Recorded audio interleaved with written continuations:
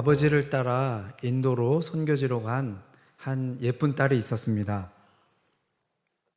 잘 성장해서 이제 한국으로 취직을 해서 나왔습니다. 이제 부모님을 떠나서 자기가 돈도 벌고 정착을 이렇게 해야 되는데 회사 생활을 이렇게 하다 보니까 정착을 하는데 만만치 않은 돈이 들었고, 회사 직장 생활을 하다 보니까 내가 좀 더 성장하고 배우고 성취를 했으면 좋겠다. 그래서 공부를 좀 더 했으면 좋겠다.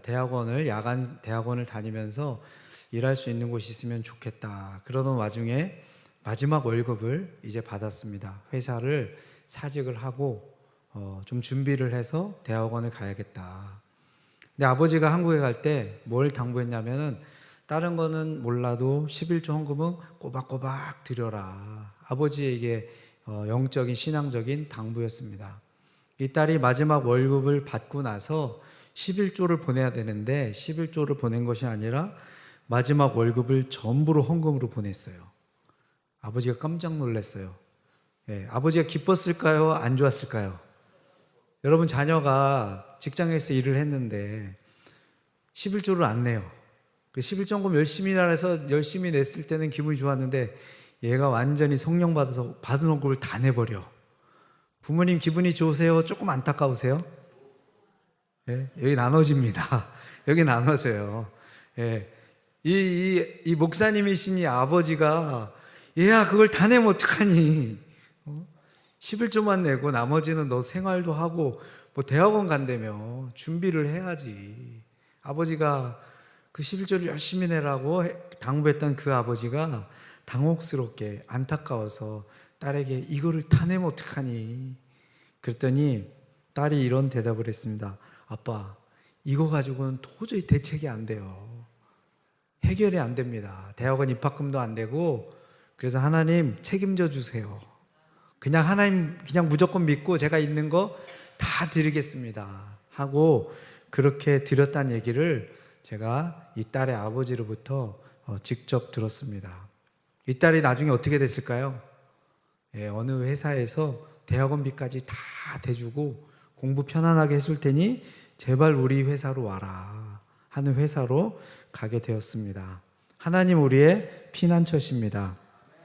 환난 중에 만날 큰 도움이 되시는 분이 바로 우리 하나님이십니다. 우리가 읽은 이 본문 말씀, 한 명의 사람이 기록한 글입니다. 성령에 감동되어서 기록된 이 사람의 고백이 지금 전 세계에 있는 믿음의 사람들, 하나님의 백성들이 읽고 있고요. 지금 저와 여러분이 지금 이 글을 읽고 있습니다. 이 시편을 쓴 이 사람에게 지금 상황은 어떤 상황이냐면요, 환난을 당한 상황입니다. 조금 어려운 일이 당한 수준이 아니고요. 이거를 이 사람이 시적으로 이렇게 표현합니다. 땅이 변하든지. 여러분, 땅 변하는 거 경험해 보신 적 있습니까? 저는 인도에서 지진을 자주 경험했습니다. 그냥 멀쩡하게 있던 집이 막 흔들리는데요, 위에 있는 등이 막 이렇게 흔들립니다. 이 지상층에 살았을 때는 그렇게 긴장이 되지 않았는데요, 9층에 살은 적이 있어요. 9층 사는데 집이 막 흔들립니다. 이 굉장한 이 공포감이 납니다. 네팔에 큰 지진이 일어나서 많은 집들이 무너졌을 때 네팔에 있는 지진이 인도에 있는 델리에 있는 데까지 전해진 것이요. 산이 흔들려 바다 가운데 빠지든지. 여러분, 산이 흔들려서 바다 가운데 빠지려면요, 이게 보통 일이 아닙니다. 바닷물이 솟아나고 뛰놀든지. 그것이 넘침으로 산이 흔들리는 그런 상황입니다. 지금 자신에게 닥친 상황이 얼마나 위협적이고 두렵고 한 번도 경험해보지 못한 큰 어려움을 만났으면 이 시인은 이렇게 지금 표현을 하고 있겠습니까? 여러분, 이런 비슷한 상황을 만나보신 적 있으세요? 여러분의 인생 살면서 너무 막막하고 아무리 주변을 둘러봐도 길은 보이지 않고 누가 조금 도와줘서는 해결될 정도가 아니라 앞이 막막하고 깜깜하고, 이거 나 오늘 죽었구나. 더 이상 이제 길이 보이지 않는 그런 마음의 무게와 그 짓누르는 그 무게감 때문에 가슴이 탁 미어지는 것 같고 잠도 오질 않고 밥이 넘어가질 않는 이런 슬프고 힘든 경험을 여러분 하신 적이 있습니까? 이 시편 기자가 이런 상황 속에서 뭐라고 고백하지요? 우리는 두려워하지 아니하리로다. 이 고백의 뜻은 뭐예요? 지금 굉장히 두려운 상황이라는 거예요. 굉장히 두려운 상황.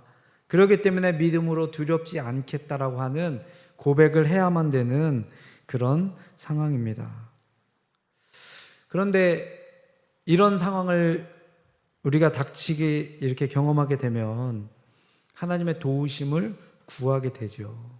당연히 하나님의 도우심을 구합니다. 이 시편을 쭉 읽다 보면은 그래서 하나님이 우리의 피난처시고 우리가 두려워하지 않겠다라는 말씀이 너무나도 자연스럽게 동의가 되면서 읽어져 내려가는데요. 저는 이 시편 말씀 묵상하다 갑자기 용병을 만납니다. 이건 뭐지? 이게 왜 생뚱맞게 이 구절 말씀이 왜 나오지? 이게 툭 튀어나와요. 이게 3절까지 이 고백하고 5절을 보면요, 굉장히 자연스럽게 맥락이 이어집니다. 우리 5절 말씀 같이 한번 읽어보겠습니다. 시작. 하나님이 그 성 중에 계심에 성이 흔들리지 아니할 것이라. 하나님 피난처 되시기 때문에, 하나님이 그 성 중에 계시기 때문에 우리는 흔들리지 않겠다. 1, 2, 3절 하고요 5절까지는요 맥락이 쫙 같이 이어집니다. 어려울 때 우리를 지켜주시는 하나님, 우리를 환난에서 벗어나게 해주시는 하나님. 그런데 4절 말씀이 갑자기 이해하기 어려운 4절 말씀이 탁 나타납니다. 우리 4절 같이 한번 읽어볼게요. 시작. 한 시내가 있어 나뉘어 흘러 하나님의 성 곧 지존하신 이의 성소를 기쁘게 하도다. 왜 갑자기 시내가 나타나지? 환난당하고 어려운데 왜 이 시내가 나타날까? 저희 말씀 묵상하는데요, 이게 갑자기 튀어나와가지고 애를 좀 먹었습니다. 그런데 그 애 먹으면서 묵상하는 가운데 하나님의 놀라운 비밀을 발견했는데요, 오늘 여러분과 그거를 좀 나누고 싶습니다. 한 시내, 이게 과연 무슨 뜻인가? 한 시내가 나뉘어 흘러 하나님의 성 곧 지존하신 이의 성소를 기쁘게 하도다. 이 말씀이 해석이 안 돼가지고요, 목사라고 성경 보면 다 이해되는 게 아닙니다. 이 말씀이, 이 시인은 왜 여기다 갑자기 기록했을까? 그리고 하나님께서 이 말씀을 통해서 드러내시고자 하는 하나님의 성품은, 그리고 그분은 어떤 하나님이신가? 여러 번역본의 성경을 찾다가 제가 NIRV라고 하는 성경의 번역을 찾았는데요, 그 번역을 한국말로 그냥 독해를 이렇게 해석을 하면 이렇게 나옵니다. 하나님의 축복은 강물과 같이 흘러서 그 성을 기쁨으로 가득 채웁니다. 그 성은 하나님의 성소가 있는 지극히 높으신 하나님이 거하시는 곳입니다. 지금 이 시인이 보고 있는 것은 뭐냐면요, 환난 날에 도와주는 하나님만 본 것이 아니라 하나님의 축복의 강물이 흘러서 그 성 전체에 흐르는데, 그것이 그 성을 기쁨으로 충만케 하는 이 축복의 강물을 믿음의 눈으로 지금 바라보고 있는 것입니다. 여러분, 사람이 도움이 절실히 필요할 때는요, 뭐만 보죠? 해결책밖에 바라보지 않습니다. 거기까지만 바라보는 것도 대단한 일인데, 이 시인은요, 하나님 정말 우리를 이 위기 때 도와주세요를 넘어서서, 위기를 넘어서서 그 성 전체를 축복하시는 하나님을 지금 바라보고 있는 것입니다. 여러분, 우리가 보이는 것까지 하나님을 경험할 수 있습니다. 보이지 않는 하나님을 볼 수 있는 우리 영적인 눈을 갖는 것, 역사하시는 하나님의 그 손길을 볼 수 있는 것, 그것이 사실은 우리가 가진 믿음의 능력입니다. 위기 때 문제 해결을 넘어서는 하나님의 축복을 바라보는 바로 이 구절이 4절 말씀인 것이에요. 축복의 강물이 흘러서 예루살렘에 흐르는데, 이 예루살렘 성에 흐르는데 그것이 성 안을 가득 채운다라고 하는 바로 그 말씀입니다. 우리 한국에는 전 세계를 대표할 수 있는 유명한 교회들이 아주 많습니다. 그 중에 누가 뭐래도 한국 기독교 역사에 넘버원을 찍는 교회는 여의도 순복음교회죠. 그 교회를 개척하신 세우신 우리 조용기 목사님에 대한 간증은 여러분 다 아실 것입니다. 고등학교 2학년 때 폐결핵 3기로 진단을 받아서 6개월 시한부 인생을 선고받습니다. 고등학교 2학년 때 의사가 하는 말이 이제 당신은 6개월이 전부입니다. 6개월 안에 인생을 마감해야 됩니다. 여러분 어떤 기도를 하겠어요? 이런 위기에서 지금 큰 환란이 일어나고 땅이 뒤집히고 6개월밖에 살지 못하는 진단을 받은 이때에 이 목사님이 기도를 두 가지 하죠. 하나님, 저를 치유하여 주시옵소서. 그것도 대단한 기도입니다. 그런데 이분은요 더 봅니다. 우리 하나님이 어떤 분이신지, 하나님의 능력이 어떤지 더 봅니다. 그리고 한 가지 기도를 더 하지요. 지금 죽을 지경에 있는 이분이 했던 두 번째 기도는요, 하나님 저를 사용해 주셔서 전 세계에서 가장 큰 교회를 세우는 담임 목사로 사용해 주세요. 그 기도를 합니다. 지금 죽음을 앞두고 있는 사람이 할 수 있는 적절한 기도는 아닐 수가 있습니다. 그러면서 그분은 그 기도를 하면서 그 병원에서 영어 사전을 외우고 영어 교과서를 통째로 암기하면서 전 세계 다니면서 하나님의 말씀을 증거할 준비를 했습니다. 대단하죠. 또 두 번째 유명한 우리 교회가 있죠. 새벽기도, 전 세계에서 새벽기도하는 인원이 가장 많이 모이는 명성교회 김삼환 목사님 이야기도 여러분 잘 아실 거예요. 이분이 전도사 시절에 너무나 무능하다고 해서 여러 번 쫓겨났대요. 6번인가 7번인가 쫓겨났대요. 전도사님 우리 교회에서 사역 이제 그만하라고, 딴 데 가서 알아보라고. 여러분 한 번 쫓겨나도 큰 충격과 트라우마와 상처가 됐을 텐데 어떻게 쫓겨나도 6, 7번을 쫓겨납니까? 뭘 얼마나 그렇게 잘못을 많이 하고 뭘 얼마나 무능했기에. 아마 이 쫓겨나는 가운데 하나님의 역사가 있지 않았을까. 쫓겨나는 것도 하나님의 은혜고 역사입니다. 믿으십니까? 그래서 이분이 너무나도 이제 쫓겨나기 싫어서 강동 지역에 그냥 풀로 가득한 빈들에 가서 텐트를 쳤대요. 여기서는 아무도 나를 못 쫓아내겠지. 혼자 텐트 치고 기도하는데. 그래서 기도했대요. 하나님, 전 세계에서 가장 큰 교회는 모 목사가 기도했으니까 저는 전 세계에서 새벽 기도하는 성도 가장 많은 교회 하나님 세우길 원합니다. 여러분 쫓겨난 사람이 무슨 기도해야겠어요? 하나님 저 좀 취직시켜 주세요. 제 일할 교회에 좀 연결해 주세요.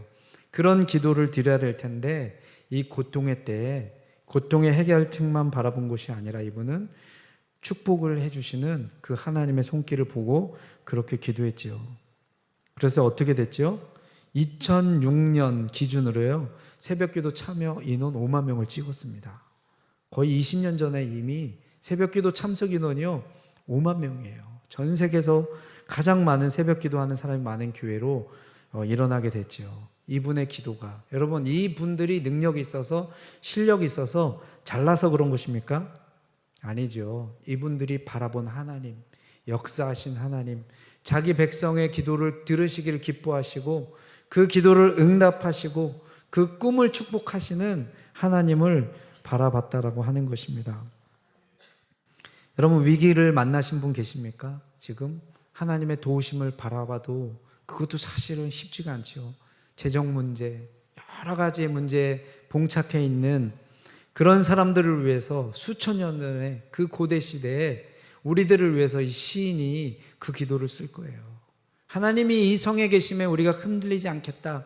그 시만 썼어도 굉장히 멋지고 파워풀한 시인데 한 시내가 있어 흘러서 하나님의 축복이 강같이 흘러서 이 도시를 덮는다라고 하는 눈으로 보이진 않지만 믿음의 눈으로 본 그 고백, 그 안에 자기 백성을 넉넉히 축복하시는 우리 하나님을 우리가 선명하게 볼 수 있는 것입니다. 제가 미국에 와서 선교 컨퍼런스가 있어서 강사로 가서 한 장로님을 만났습니다. 한국에 잘 나가다가 미국에 오셨는데 너무 어려웠어요. 여러분 성장하고 성공한 것도 하나님의 은혜와 축복인 건데요, 말아먹고 망하는 것 가운데도 하나님의 은혜와 축복이 있습니다. 이분이 얼마나 말아먹고 망했는지요, 어느 날 결정하셨어요. 내가 세상을 떠나야겠구나. 내가 더 이상은 살아갈 수가 없다. 자녀들이 있고요, 사랑하는 아내가 있는데 그렇게 흥이 많고 기쁨이 많으신 분이시었지만 실패를 연속하면서 나는 도저히 살아갈 힘이 없다.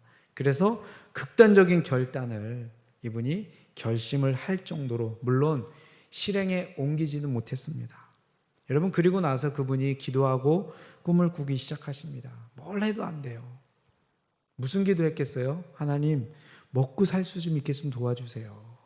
사업 좀 될 수 있게 도와주시고, 그런 기도를 드려야 되는데 그분의 꿈과 기도가, 여러분, 원래 인생의 바닥을 친 사람은요 더 이상 잃을 게 없습니다. 더 이상 잃을 게 없어요. 자, 우리 옆 사람에게 고백해 주세요. 더 이상 잃을 게 없습니다. 당신은. 네? 더 이상 잃을 게 없는 사람은요 두려운 게 없습니다. 믿져야 본전. 한 번 더 할게요. 믿져야 본전입니다. 네? 믿져야 본전이에요. 더 이상 악화될 게 없습니다. 이분이 무슨 기도를 하셨냐면요, 하나님, 백인이, 미국은 다 백인만 대통령이 되잖아요. 흑인 대통령 나왔잖아요. 이분이 그런 기도예요. 하나님, 우리 한국 사람도 미국에서 대통령 되게 해주세요. 우리 자손을 통해서. 될 것 같아요. 이분의 기도와 이분의 지금 자녀들이, 하나님께서 이분은 사업에 망했지만 자녀들을 축복해 주셨는데요, 자녀들이 공부를 얼마나 잘하고 잘 나가는지, 와, 이분의 자녀들이요 지금 미국 맨하튼에 사는데요, 월세 2천만 원 집에 살고 있습니다. 월세 2천만 원이에요.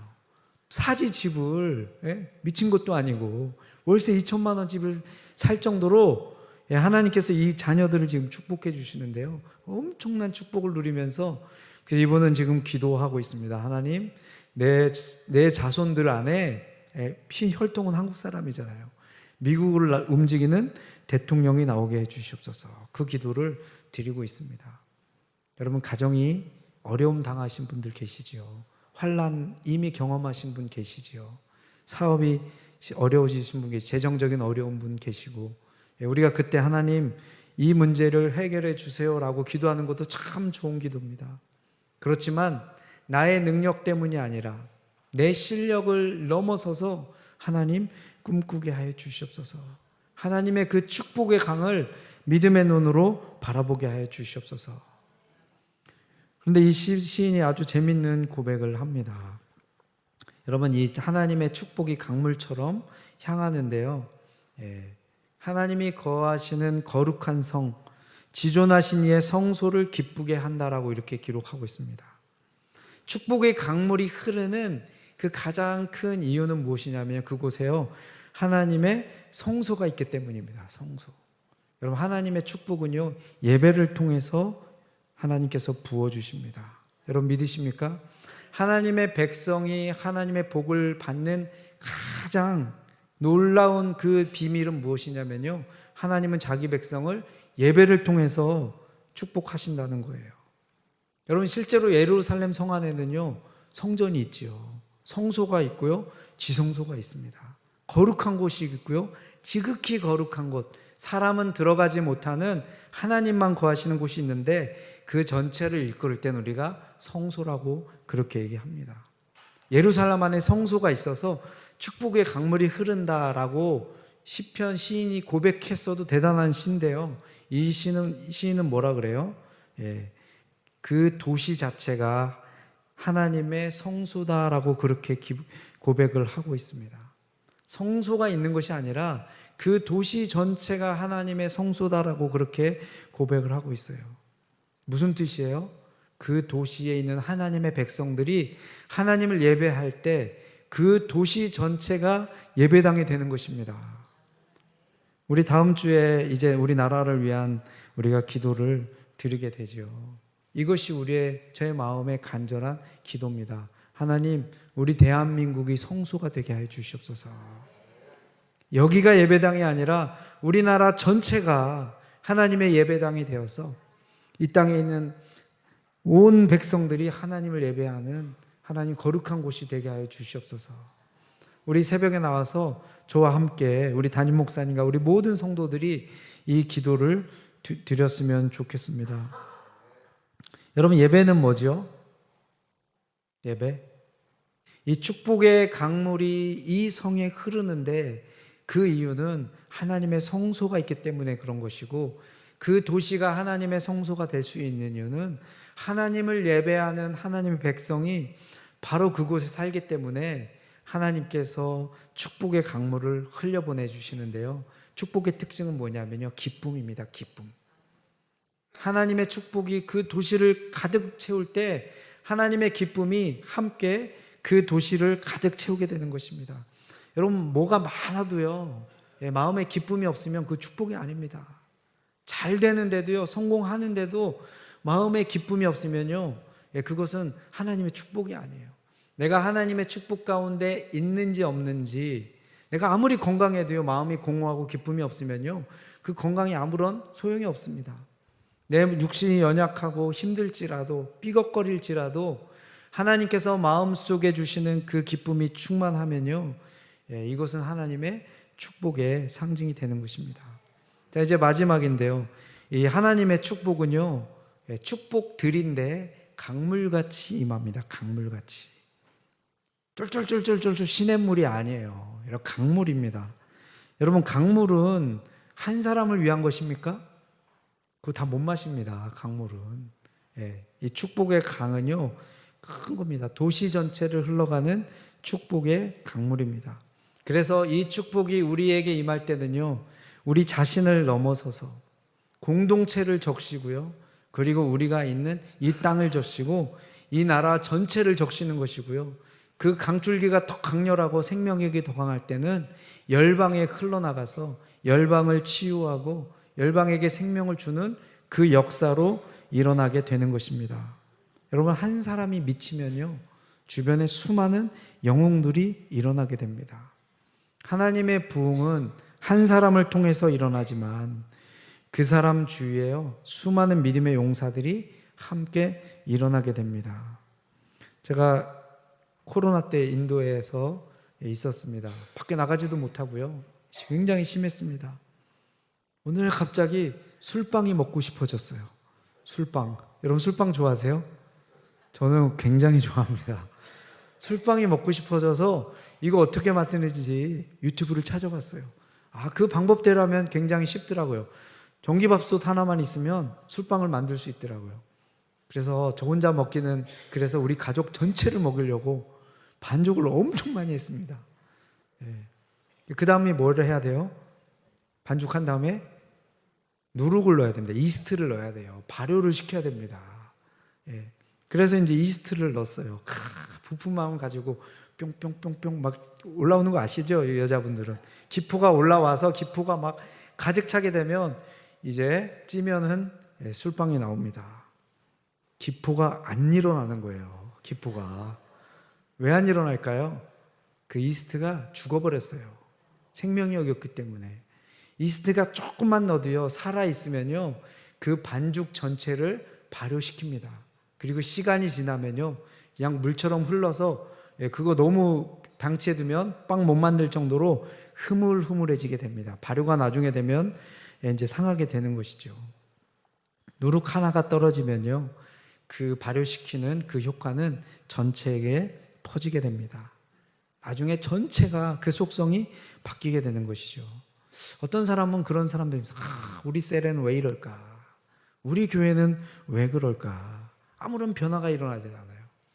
뭔가 공동체가 냉랭한 것 같아. 생명이 없는 것 같아. 왜 그래요? 누룩이 없어서 그래요. 누룩이. 생명력에 있는 생명의 역사가 한 명에게만 있어도요, 그거는 바이러스처럼 흘러서 주변 사람들에게 영향을 줍니다. 여러분, 살아있는 것은요, 좋게든 나쁘게든 반드시 주변에 영향을 주고받게 되어 있습니다. 요한복음 7장 38절의 말씀에 나를 믿는 자는 성경의 이름과 같이 그 배에서 생수의 강이 흘러나오리라 말씀하셨어요. 예수님을 믿기만 하면 그 사람의 그 배에서 강물이 흘러 터진대요. 여러분 한번 생각해 보세요. 여러분 배에서 물줄기가 쏟아져 나와. 강물이 막 터져 나와. 여러분, 배는 뭐죠? 배? 우리의 이 배? 우리 밥 먹고 나면 우리 무슨 얘기해요? 배부르다. 이런 얘기 하죠. 배부르다. 이 배는요, 우리의 갈급이 있는 곳이 바로 배입니다. 무엇인가 만족으로 채워져야 되는 곳이 배예요. 배에서 생수의 강이 흘러 넘친다라고 하는 것은 우리가 원하는 갈망과 갈급함과 만족을 충분히 채워주고 넘쳐서 그것이 흘러나오는데 강줄기와 같이 강물이 되어서 흘러나온다라고 하는 그런 표현입니다. 내 안에 있는 깊은 갈망을 적셔주고 채워주고 그 만족과 기쁨의 강물이 넘쳐서 흘러나오는데 그 옆에 있는 사람은요, 그 강물을 마시게 되겠죠. 여러분, 결핍이 채워지지 않고 갈급함이 채워지지 않은 사람 옆에서는요, 그 기쁨의 강물을 함께 마실 수가 없습니다. 옆에 있기만 해도 같이 목말라져요. 그런데 그 기쁨의 생수의 강이 흘러 넘치는 사람 옆에 있으면 어떻게 돼요? 생명의 역사를 내가 함께 마실 수가 있게 됩니다.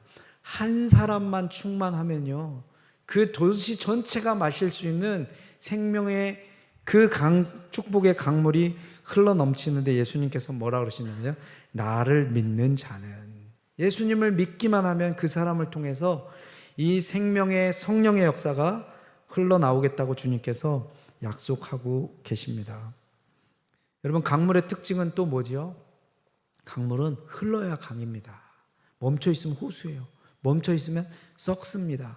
강물이 생명력이 넘치게 되려면요, 흘러야 돼요. 그 뜻은 뭐냐면 우리가 하나님께 받은 복을 우리가 그대로 움켜쥐고 있잖아요. 썩습니다. 흐르지 않습니다. 하나님께서 더 이상 부어주실 수가 없습니다. 흘려보내면 흘려보낼수록요, 하나님의 축복은 더 강력하게 우리에게 임합니다. 여러분, 우리의 은사 사용하지 않잖아요. 소멸됩니다. 방언 받고요, 방언 안 쓰면은 방언 다 잊어버립니다. 저는 방언 4번까지 받은 사람을 봤어요. 받았는데 안 쓰다가 또 한청만 하다가 안 써서 다시 받고 4번까지 받은 사람도 본 적이 있습니다. 여러분, 우리가 사는 길은요, 주는 겁니다. 흘려보내는 것이에요. 여러분, 하나님께서 여러분에게 무엇을 주셨습니까? 흘려보내셔야 됩니다. 여러분, 하나님께서 여러분에게 재물을 주셨습니까? 흘려보내세요. 그러면 없어질 것 같죠? 새로운 더 강렬한 하나님의 축복의 강물이 우리 삶 가운데로 부어주십니다. 여러분, 하나님께서 우리 교회에게 무엇을 주셨습니까? 하나님께서 우리에게 주신 축복을요, 우리 교회에 주신 것을 흘려보내야 됩니다. 우리가 그래서 작년에 말씀 묵상 문집 10,000권을 만들지 않았겠습니까? 우리 성도들이 8년 동안 말씀 묵상한 이 놀라운 축복을 하나님 우리 대한민국에 있는 많은 교회에 흘려보내기 원합니다. 많은 재정을 들여서 지금 우리가 계속해서 흘려보내는 그 작업을 하고 있습니다. 하나님께서 우리나라 대한민국에 주신 것이 무엇입니까? 그 복을요, 흘려보내야 돼요. 다른 민족을 축복하는 민족은요, 결국 소멸되지 않습니다. 사그라들지 않습니다. 더 강력하게 하나님의 축복을 부으시는 나라로, 부강한 나라로 하나님께서 사용하시게 됩니다.